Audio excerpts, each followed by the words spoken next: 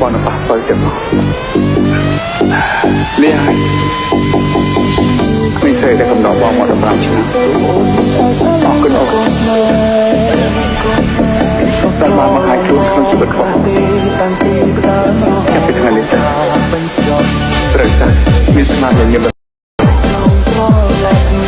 រួចនៅក្នុងក្តីសង្ឃ